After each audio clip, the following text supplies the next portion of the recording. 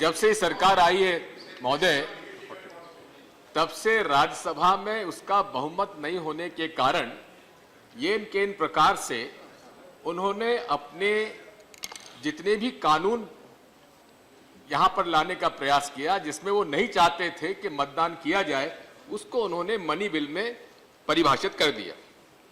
कि उनकी राजनीतिक मजबूरी हो सकती है, लेकिन प्रश्न इस बात का है कि उन्होंने संविधान की जो आर्टिकल 110 है उसका उपयोग उन कानून में भी कर दिया जो कि मनी बिल की भाषा में नहीं आते हैं।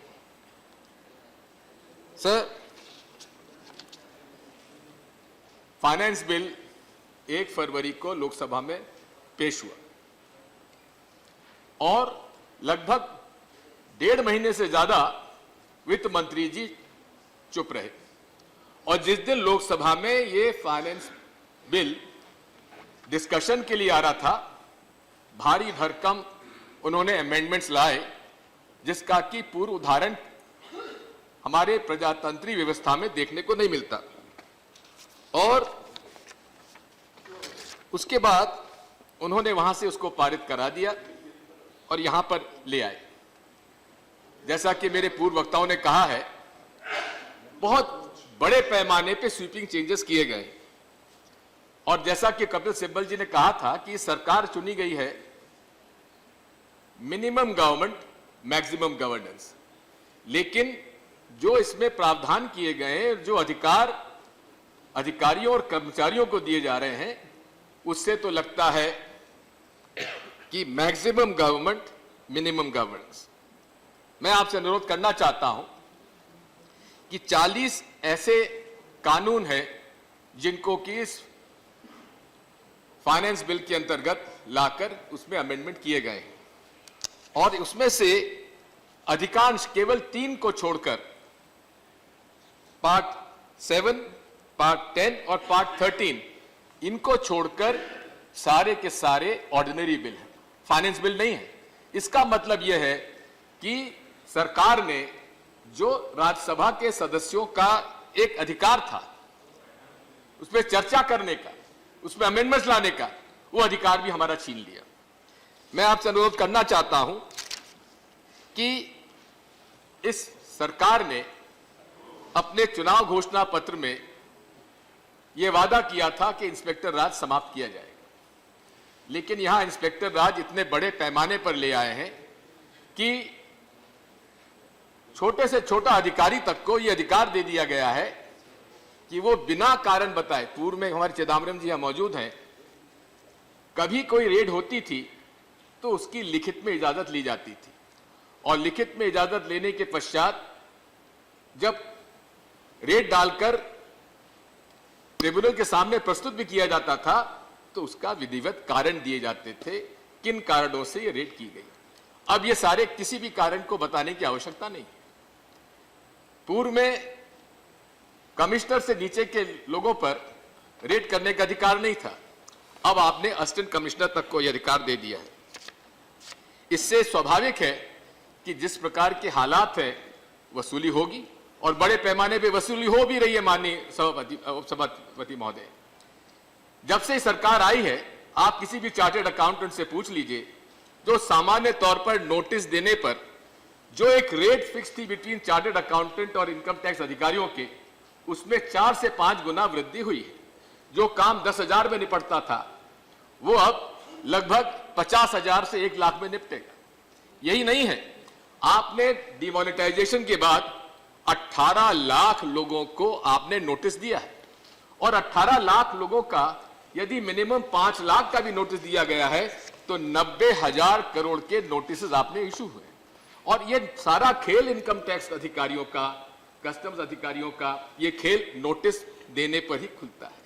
कोई भी अधिकारी, कोई भी व्यक्ति जिसको नोटिस मिल गया कि आपको 5 लाख आपने कहां से जमा किए, वो साधारण तौर पर अपने चार्टर्ड अकाउंट से कहेगा भैया देख लो कैसे निपटता हो।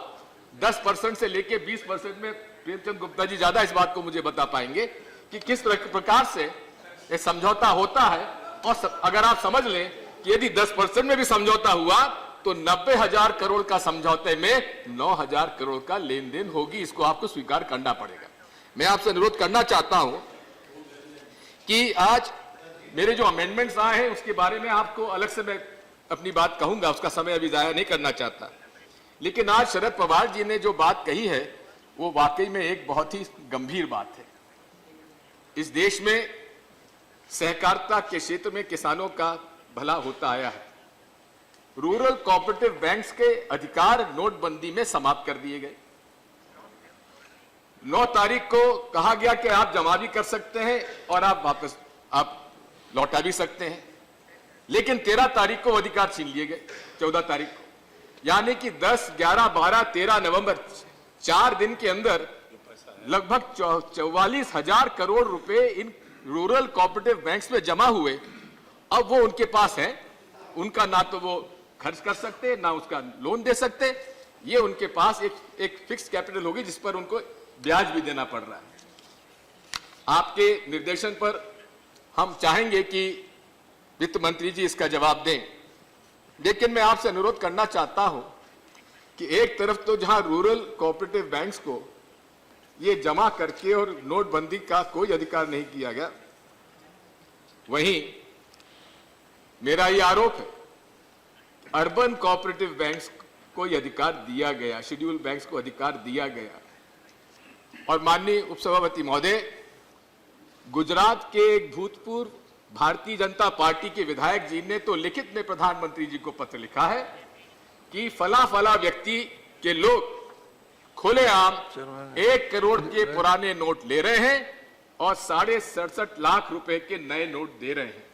मैं माननीय वित्त मंत्री जी से पूछना चाहता हूं, मैंने इसका प्रश्न भी पूछा है कि आखिर हम ये जानना चाहते हैं कि आरबीआई के ट्रेजरी चेस्ट से कौन कौन से बैंकों को कितने कितने नए नोट कब कब दिए गए।